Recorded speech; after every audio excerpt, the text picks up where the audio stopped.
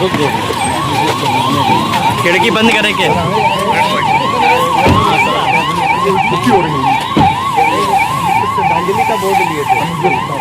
नमस्कार, स्वागत है आप सभी का डेली द न्यूज कौशाम्बी में।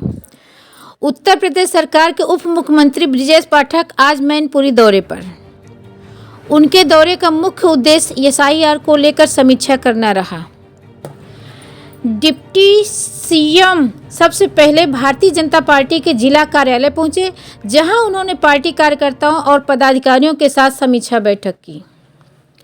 इस दौरान उन्होंने एसआईआर को लेकर विपक्षी दलों द्वारा लगाए जा रहे आरोपों का कड़ा खंडन किया। उप मुख्यमंत्री ने कहा कि विपक्ष केवल भ्रम फैलाने की राजनीति कर रहा है। डिप्टी सीएम ने विपक्ष पर निशाना साधते हुए कहा कि जब हरियाणा में चुनाव होते हैं तो कांग्रेस के नेता जलेबी बनाते हैं, बिहार में चुनाव होता है तो मछली पकड़ने लगते हैं।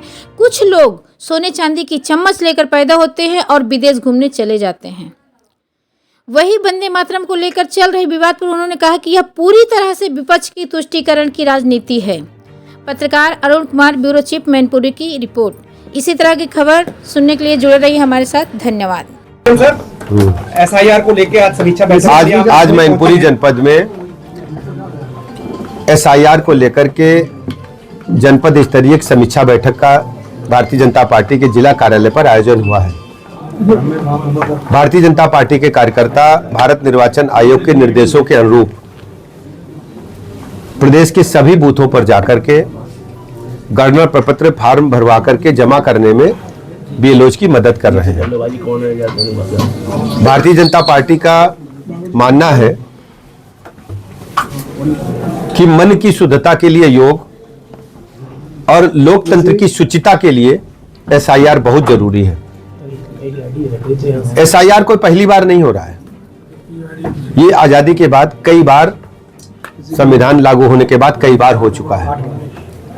लेकिन विपक्षी दल जो हो हल्ला मचा रहे हैं वो केवल अपना मुंह छिपाने के लिए, फेस सेविंग के लिए कह रहे हैं।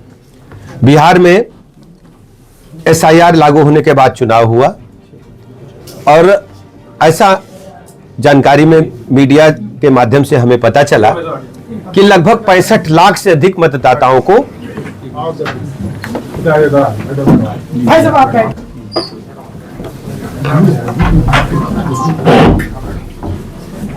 प्रचंड बहुमत के साथ भारतीय जनता पार्टी एनडीए की सरकार बिहार में बनी।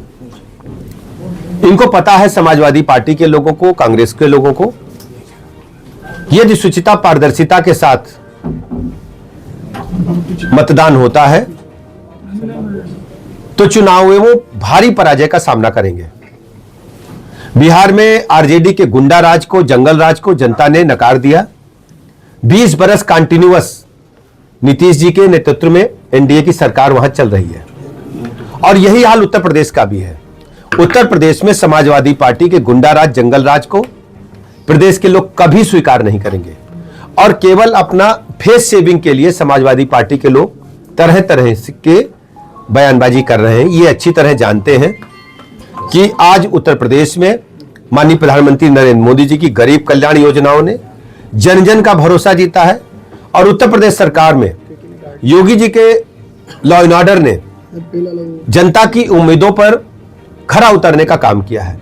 आज उत्तर प्रदेश राज्य देश का सबसे तेजी के साथ प्रगति करने वाला राज्य है। प्रति व्यक्ति आय बढ़ चुकी है, लोगों का भरोसा उत्तर प्रदेश पर बढ़ा है, सर्वाधिक एक्सप्रेसवेज हमारे पास है।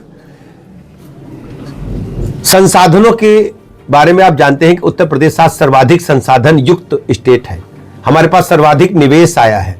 आज उत्तर प्रदेश पूरे राष्ट्र में नंबर 1 का राज्य बनने के लिए तेजी के साथ आगे बढ़ रहा है और एसआईआर को लेकर ये जानते हैं निष्पक्ष पारदर्शितापूर्ण चुनाव, इनको पराजय का सामना करना पड़ेगा। घुसपैठिए बाहर होंगे, जो देश विरोधी ताकतें हैं, जो देश में इन किन प्रकार घुसपैठ करके निवास बना लिए हैं, उनको कानून के तहत कड़ी सजा मिले। विपक्ष लगातार ये आरोप लगा रहा है कि घुसपैठियों की आप बात कर रहे हैं। मैं कह तो रहा हूं आपको, बिहार में अभी तक कितने घुसपैठी आप लोगों ने? 65 लाख से अधिक लोग मतदाता सूची से बाहर किए गए। ये आपके मीडिया रिपोर्ट्स के अनुसार मैं कह रहा हूं। आप भी देखेंगे कि उत्तर प्रदेश राज्य में भी फेक मतदाता, जैसे 10 साल के हैं, जहां उनका बाहुल्य है, वोट बना लिया, जो शादी हो गई बेटियां, उनके ससुर दामाद का भी वोट अपने मोहल्ले में बना लिया, जो डेथ हो गई है उनका भी वोट बना लिया। तो ऐसे सभी जो फेक वोटर लिस्ट है उसको हम दुरुस्त कराने में बीएलओज की मदद करेंगे और भारत निर्वाचन आयोग के साथ शुचिता पारदर्शितापूर्ण सूची बनाने में हम लोग सहयोग करेंगे। अखिलेश यादव लगातार हमलावर हो रहे हैं, उनका कहना है। अखिलेश यादव जी का है, क्योंकि जानते हैं कि वोट पर देखो, एक बात बताई तुमका, एक बात जान लो आप, ये अगर तुष्टीकरण की खासकर मुस्लिम परिस्थिति की राजनीति छोड़ दे तो एक पार्षद ही नहीं जिता पाएंगे। कप सिरप को लेकर के लगातार कप सिरप को लेकर के उच्च स्तरीय जांच चल रही है, कोई भी दोषी बचेगा नहीं और कड़ी कार्रवाई होगी। सर स्वास्थ्य विभाग की अगर बात करें तो मैनपुरी में कई ऐसी डॉक्टर नहीं है कि जो अभी चर्चा हुई है, एक मैनपुरी में कार्डियोलॉजिस्ट की आवश्यकता है, उस पर चर्चा हुई है। हमने डीजीएल से अभी अंदर कमरे से ही बात किया है और कोई कार्डियोलॉजिस्ट आपकी जानकारी में अगर मैनपुरी में आना चाहता है हम उसे ट्रांसफर करके तैनात करेंगे।